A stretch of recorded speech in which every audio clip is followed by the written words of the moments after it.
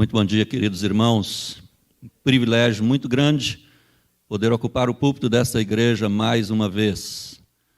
Passei por aqui 3 vezes como pastor desta igreja. 1990 foi o primeiro momento. Não que eu seja velho, claro, né? Eu só sou jovem há mais tempo que vocês.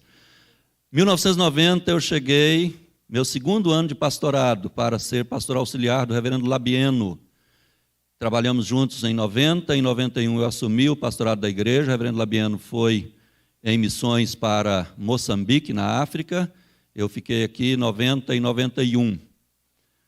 Depois, em 94, eu retornei como pastor auxiliar da igreja, com o reverendo Francisco Lúcio, para a organização da Igreja Presbiteriana Missionária. Naquela época o nome era Igreja Presbiteriana Missionária de Valparaíso. Depois o nome foi mudado para Igreja Presbiteriana de Valparaíso de Goiás, filha desta igreja também. Em 95 organizamos a Igreja Presbiteriana da Cidade Ocidental, também filha desta igreja. Eu pastoreei concomitantemente Valparaíso e Ocidental durante o ano de 95. Retornei aqui para a Igreja Presbiteriana do Guará 2 como pastor auxiliar em 1998, como pastor auxiliar do reverendo Geomário Carneiro, para a plantação da igreja, que hoje é a 3ª Igreja Presbiteriana do Guará, localizada aqui na QE 38, igreja que o reverendo Fábio mencionou, né? E aí ficamos aqui na 38, de 98 até 2004, como congregação desta igreja, e eu como pastor auxiliar, inicialmente do reverendo Geomário, e no último tempo do reverendo Everson, que sucedeu o reverendo Geomar no pastorado desta igreja.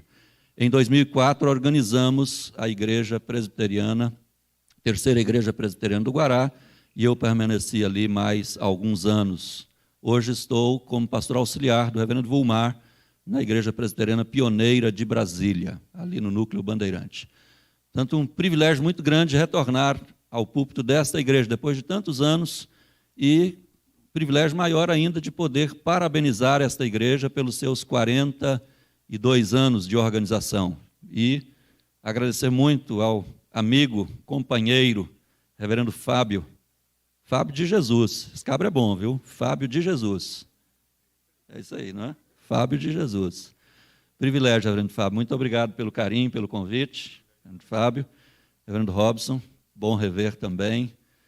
E rever os irmãos. Alguns talvez me conheçam daquela época, mas eu vejo que a igreja se renovou, e renovou muito, né? De qualquer forma, tem pelo menos o neto ali. Cadê o neto? Aqui, né? Está lá fora.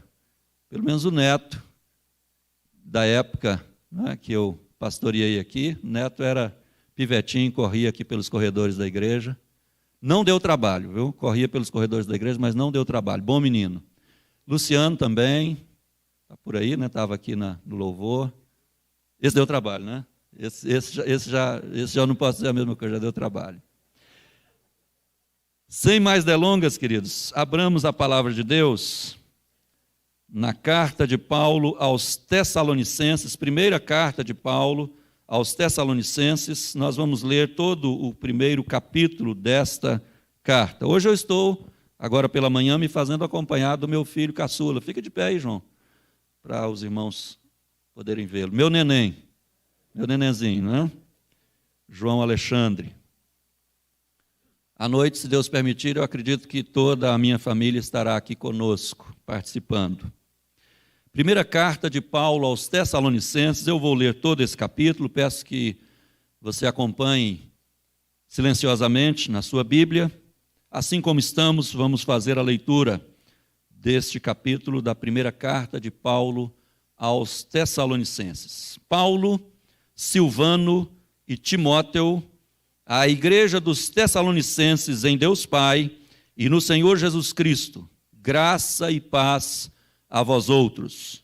Damos sempre graças a Deus por todos vós, mencionando-vos em nossas orações e sem cessar, recordando-nos diante do nosso Deus e Pai da operosidade da vossa fé, da abnegação do vosso amor e da firmeza da vossa esperança em nosso Senhor Jesus Cristo, reconhecendo, irmãos amados de Deus, a vossa eleição, porque o nosso evangelho não chegou até vós tão somente em palavra, mas sobretudo em poder no Espírito Santo e em plena convicção, assim como sabeis ter sido o nosso procedimento entre vós e por amor de vós.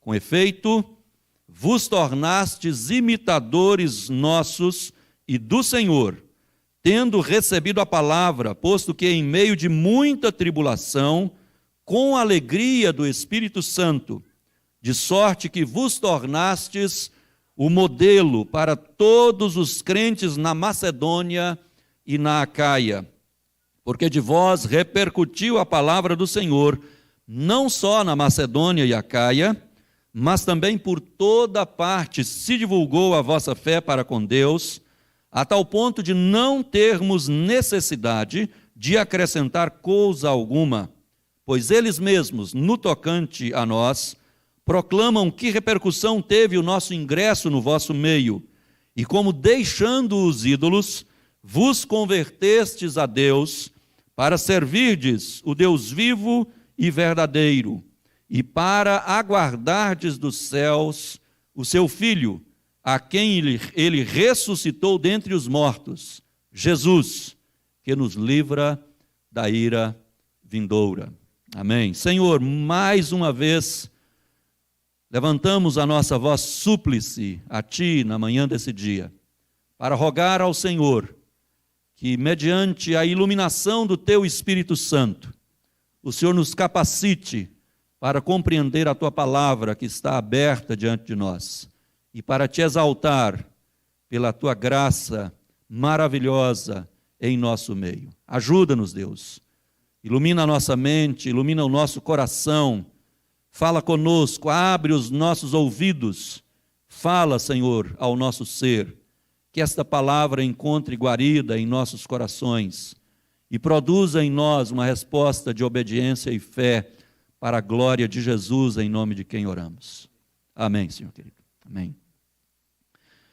Queridos, nós, seres humanos, temos uma necessidade muito grande de termos diante de nós modelos, paradigmas em que possamos nos espelhar para seguirmos o nosso caminho. A juventude se espelha aí em artistas, em atletas, alguns dão até bons exemplos, outros nem tanto, mas nós sempre estamos olhando algum exemplo. As crianças em casa estão fitando os seus pais, olhando o exemplo dos seus pais e replicando o exemplo dos seus pais. Ontem mesmo recebemos em nossa casa uma sobrinha, filha do meu cunhado, que tem uma síndrome chamada síndrome do X frágil. Ela não se aquieta, parece um pouco com autismo, mas não é autismo, é um pouco diferente. E ela não se aquieta, ela anda de um lado para o outro e é muito falante. E a gente ri muito em casa, porque ela replica exatamente as mesmas frases que os pais falam. A gente convive com os pais, ouve aquilo que os pais falam, as frases típicas que os pais falam, e ela replica exatamente aquelas mesmas frases. Tem os pais como modelo. E de fato, queridos, nós precisamos de modelos. Nós precisamos nos espelhar em alguém para seguir os passos de alguém. O texto que nós lemos fala de um modelo muito especial. E hoje, ao estarmos aqui já nesses momentos de comemoração, não é? nessa caminhada de comemoração dos 42 anos de organização da Igreja Presbiteriana do Guará 2, nós queremos trazer aos irmãos uma palavra sobre a igreja modelo, conforme o apóstolo Paulo fala aqui no verso de número 7, de sorte que vos tornastes o modelo. A igreja em Tessalônica tornou-se um modelo. A igreja presbiteriana do Guará 2 é também uma igreja modelo em implantação de igrejas, por exemplo, reverendo Fábio. Foi uma igreja que, em um momento muito peculiar da história do Distrito Federal, avançou e plantou outras igrejas e contribuiu para o crescimento do Evangelho, não apenas na evangelização aqui do Guará 2, não apenas na vida das pessoas que congregam aqui no templo da Igreja Presbiteriana do Guará 2, mas contribuiu, inclusive, avançando para fora do próprio Distrito Federal, plantando igreja na Ocidental, plantando igreja no Valparaíso, depois vindo plantar igreja aqui mais próximo, dentro do próprio Guará 2, uma igreja que tem avançado, uma igreja que tem sido modelo nesta visão de plantação de novas igrejas. E isso é bênção do céu para o Evangelho do Senhor Jesus Cristo na terra, para a expansão do reino de Deus na terra. A incursão de Paulo, Silas e Timóteo em Tessalônica, especialmente falando de Paulo e Silvano e Silas são a mesma pessoa, apenas variantes do nome grego e do nome em latim, deste irmão querido que foi companheiro de Paulo nas suas viagens missionárias. Ao relatar aqui a incursão em Tessalônica, Paulo fala de muita tribulação. Ele fala no verso 6, com efeito vos tornastes imitadores nossos e do Senhor, tendo recebido a palavra, posto que em meio de muita tribulação, com alegria do Espírito Santo. Portanto, o trabalho de evangelização em Tessalônica foi um trabalho árduo. Paulo e Silas sofreram perseguição, eles estiveram durante um tempo instalados, hospedados na casa de Jason, e como era costume de Paulo estar nas sinagogas, e nas sinagogas Paulo pregou o evangelho por algum tempo, e a perseguição se levantou em Tessalônica. Judeus, movidos de inveja, agitaram a turba. Você encontra esse relato em Atos 17, de 1 a 9, é um curto trecho ali da narrativa de Lucas em Atos, falando sobre a chegada daqueles missionários que foram tidos por aqueles que transtornaram o mundo. Olha que maravilha, reverendo Fábio. Olha que maravilha. Eu gostaria de ter um epíteto deste, como tiveram Paulo, Silvano e Timóteo, que foram chamados de aqueles que transtornaram o mundo, chegaram também aqui. É claro que essa fala foi expressada, num primeiro momento, como altamente negativa, porque estavam dizendo que Paulo, Silvano e Timóteo estavam atrapalhando a vida da cidade de Tessalônica, estavam subvertendo a ordem, estavam pregando um outro rei que não César. E eles então, movidos de inveja, levantaram a turba, foram à casa de Jason, porque ouviram dizer que eles estavam hospedados ali, mas como não encontraram Paulo hospedado na casa de Jason, eles pegaram Jason e alguns outros irmãos, levaram perante as autoridades e só o soltaram depois que pagaram fiança por um crime que não cometeram. Como seria bom se nós pudéssemos também ser chamados de aqueles que transtornaram o mundo, chegaram também aqui. É claro que, olhando de um ponto de vista agora positivo, transtornar o mundo com o Evangelho, transformar o mundo com o Evangelho do nosso Senhor Jesus Cristo. Uma igreja que nasceu em meio a muita tribulação, irmãos que sofreram perseguição, irmãos que foram presos injustamente, irmãos que tiveram que desembolsar de seus recursos, pagando fiança para obterem uma liberdade que lhes foi tirada injustamente. Perseguição e igreja crescendo. Evangelho sendo pregado, irmãos sendo firmados na fé, e uma igreja sendo considerada igreja modelo.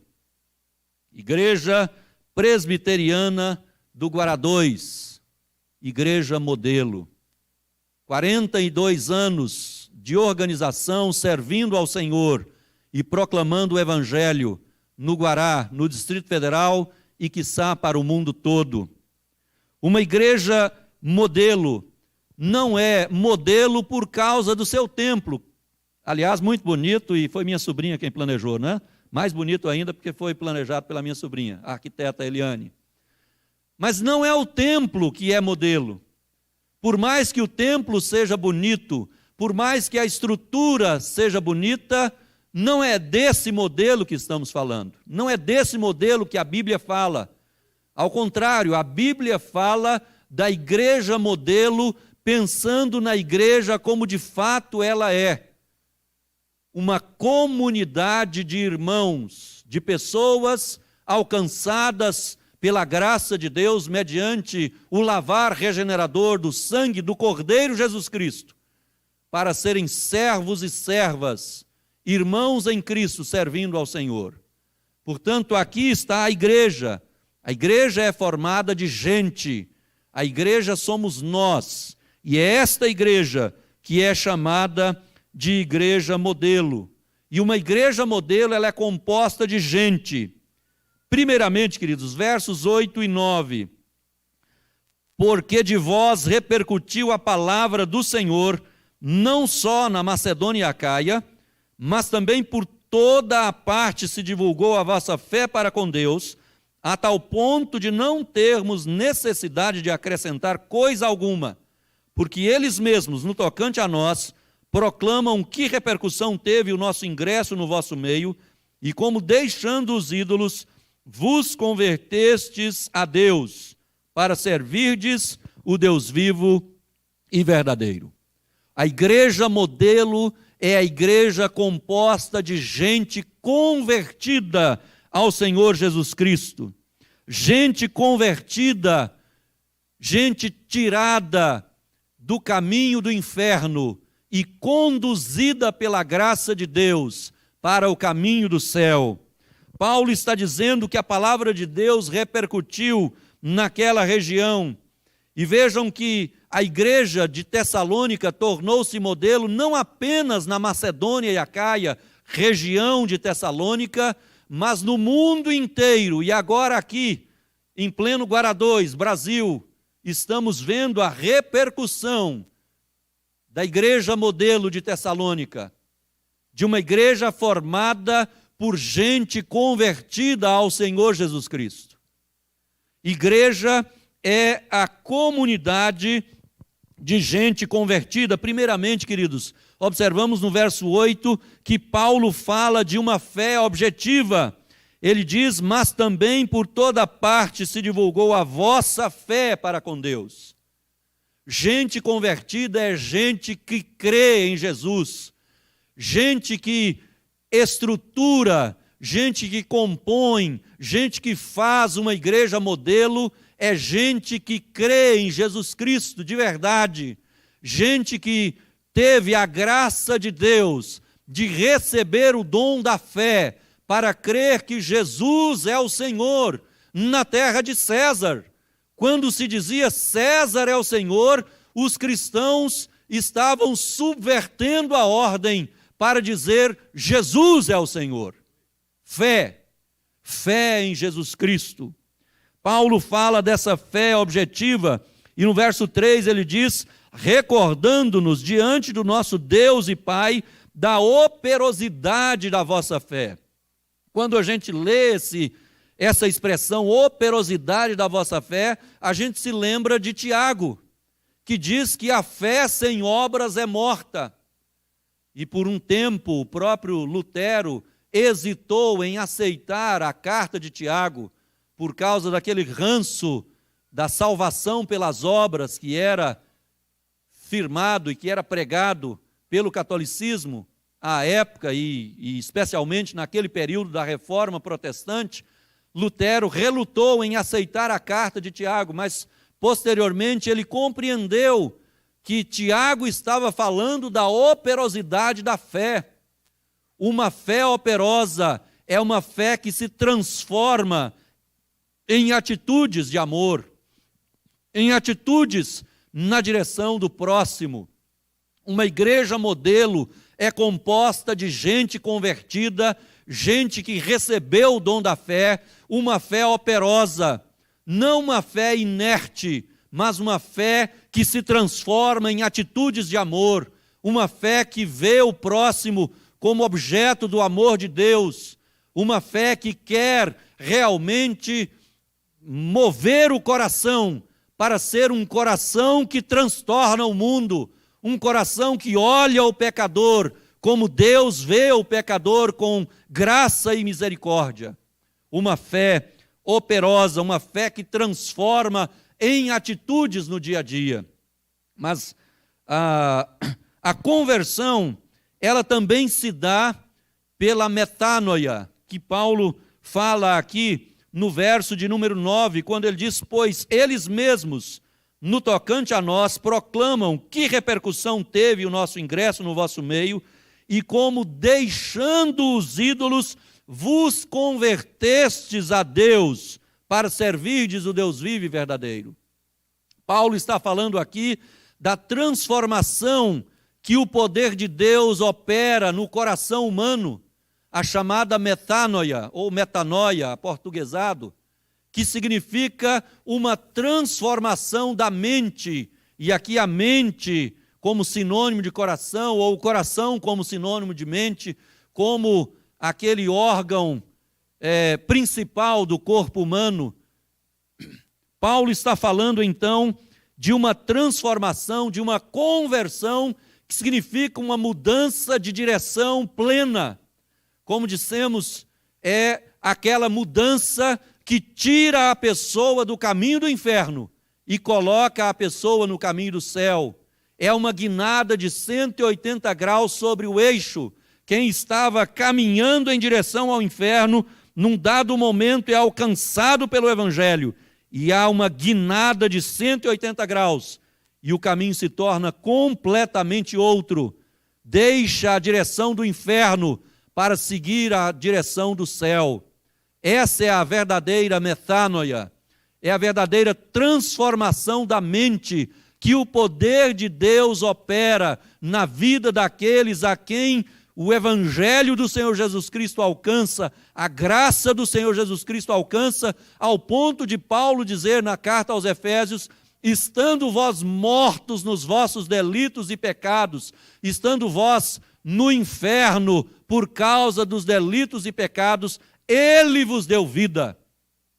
É o poder de Deus transformando, é o poder de Deus revivificando aqueles que, mortos nos pecados, nos delitos e pecados, recebem de novo a vida para passarem a compor a igreja do Senhor Jesus Cristo, a igreja modelo, a igreja composta por gente convertida, por gente que tem fé, por gente que foi transformada para viver o Evangelho do nosso Senhor Jesus Cristo. Em segundo lugar, queridos, no final do verso 9, nós encontramos o evento fé sendo transformado em atitudes. Final do verso 9, ele diz: vos convertestes a Deus para servirdes o Deus vivo e verdadeiro. Paulo está falando aqui, queridos, que aqueles homens e mulheres da cidade de Tessalônica, que serviam a César, que serviam ao diabo, que serviam a si mesmos, foram convertidos, e a fé que lhes foi dada tornou-se uma fé operosa que se transforma em atitudes para serviço a Deus enquanto se serve ao próximo. Por isso, no versículo 3, quando ele está escrevendo essa carta e lembrando-se dos irmãos de Tessalônica, ele diz também que ele recorda-se diante de nosso Deus e Pai da operosidade da fé daqueles irmãos, mas também da abnegação do amor daqueles irmãos, de uma fé que se transforma em atitudes de amor. E agora, então, Paulo fala do serviço que aqueles homens e mulheres passam a prestar a Deus, porque eles deixaram os ídolos, eles abandonaram os ídolos, conforme Paulo diz aí no verso 9, deixando os ídolos, vos convertestes a Deus para um serviço a Deus. Agora eles não servem mais à idolatria, agora eles não servem mais a si mesmos, Agora eles não idolatram o dinheiro, não idolatram o carro do ano, não idolatram a sua casa, não idolatram marido à mulher, mulher ao marido, não idolatram as coisas do mundo, mas têm os seus corações transformados, saem da idolatria para servir ao Deus vivo e verdadeiro. E aqui é interessante a gente observar, quando Paulo usa a expressão Deus vivo, ele está usando um termo meio que gerúndio, como que dizendo o Deus vivente, diferentemente dos deuses a quem aqueles tessalonicenses serviam, os ídolos, têm boca e não falam, têm ouvidos e não ouvem, têm olhos e não veem, têm mãos e não apalpam, têm pés e não andam, conforme o Salmo 115. Agora Paulo está falando que aqueles irmãos se dispõem a servir ao Deus vivente, não apenas ao Deus vivo, mas ao Deus que nós sabemos que permanecerá vivo eternamente. É o Deus vivente, é o Deus que está com a sua vida em desenvolvimento. É o Deus vivente, não é um Deus que vai morrer e ficar morto. Paulo está falando isso especialmente fazendo referência ao sacrifício de Cristo, que morreu na cruz, mas ressuscitou e permaneceu vivo. A ideia aqui, queridos, é de que nós servimos a um Deus que venceu a morte, a um Deus que, como o reverendo Fábio repetiu aqui, ressuscitou, venceu a morte, subiu aos céus, está sentado à direita de Deus Pai Todo-Poderoso, de onde há de vir para julgar os vivos e os mortos. O Deus vivente a quem nós servimos é o Deus que faz de nós uma igreja modelo, para podermos dizer ao mundo, somos modelo porque servimos ao Deus vivente e verdadeiro, não aos ídolos, deuses falsos, não aos deuses que não podem cumprir as promessas que fazem, mas servimos ao Deus verdadeiro, ao Deus que cumpre a sua palavra, cuja palavra não volta atrás. Esse é o Deus verdadeiro, a quem nós servimos. Por isso, somos uma igreja modelo. A igreja de Tessalônica foi modelo e continua sendo modelo até hoje, porque podemos ver quanto Deus realizou na vida daqueles irmãos e o quanto nós podemos nos espelhar no modelo daquela igreja. Mas não apenas nos espelhar no modelo daquela igreja, mas nos tornarmos também igreja modelo em pleno século 21.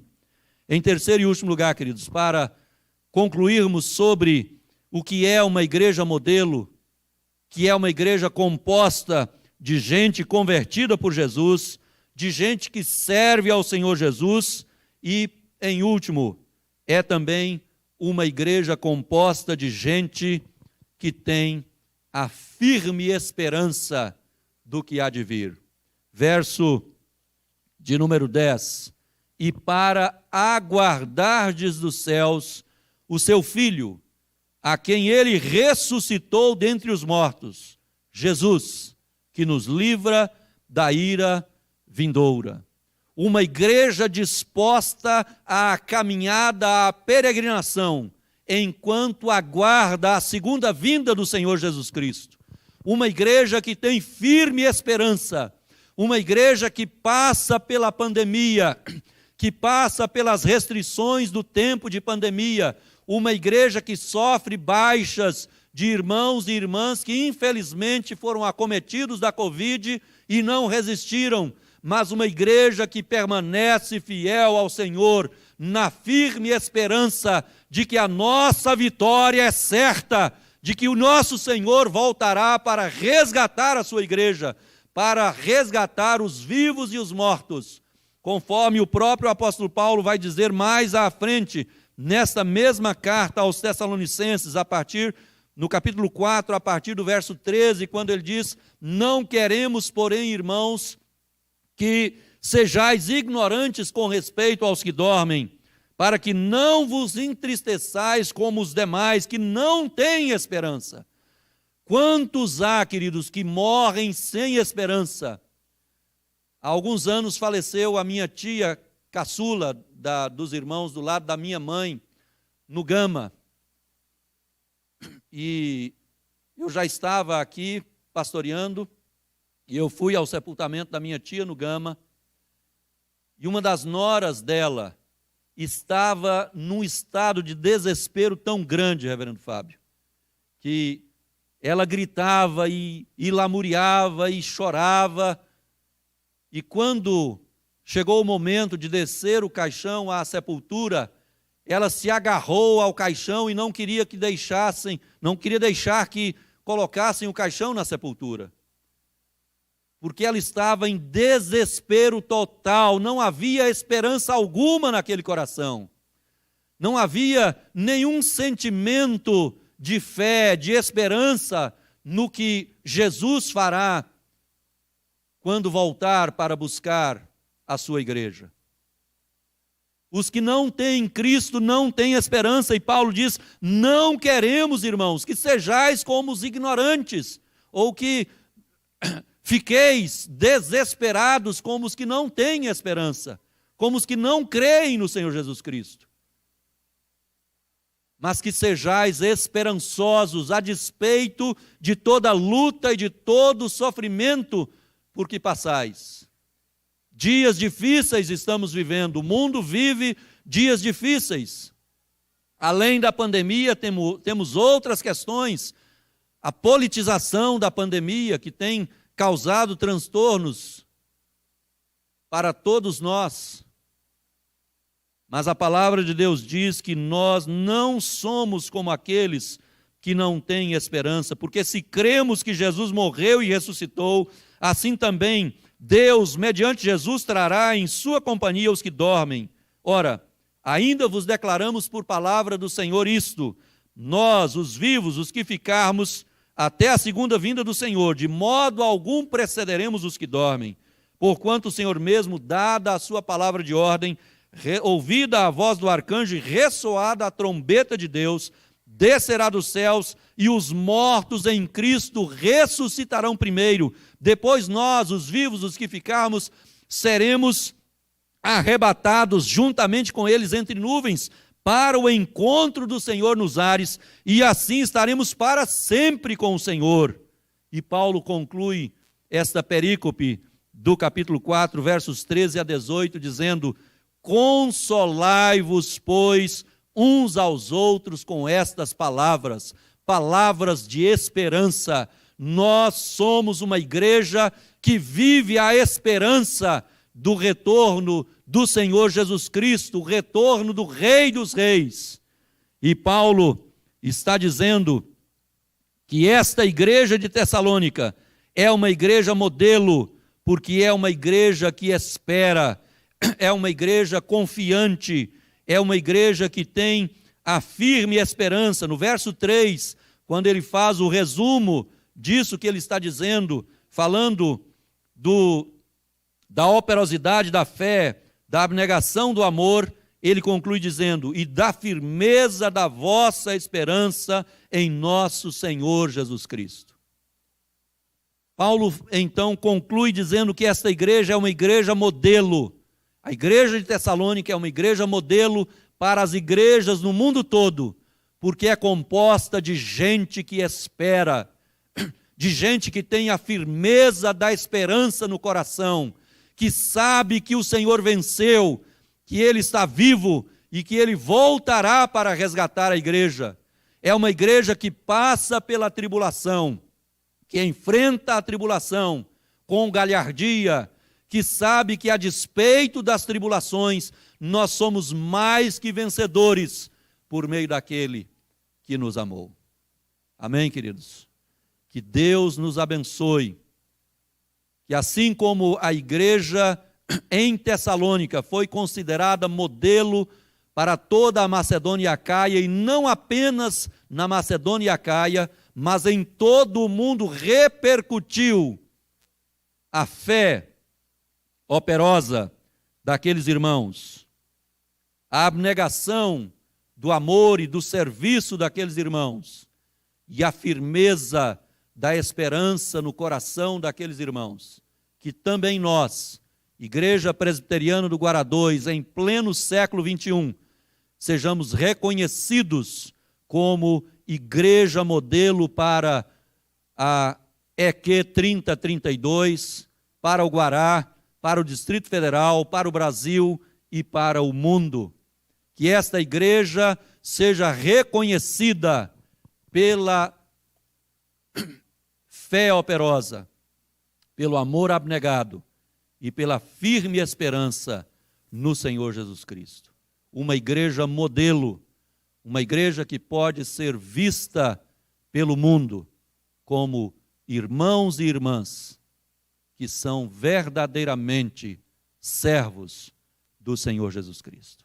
Que assim Deus conceda graça a todos nós para vivermos o Evangelho, servindo a Deus, servindo ao próximo, para a glória do Senhor.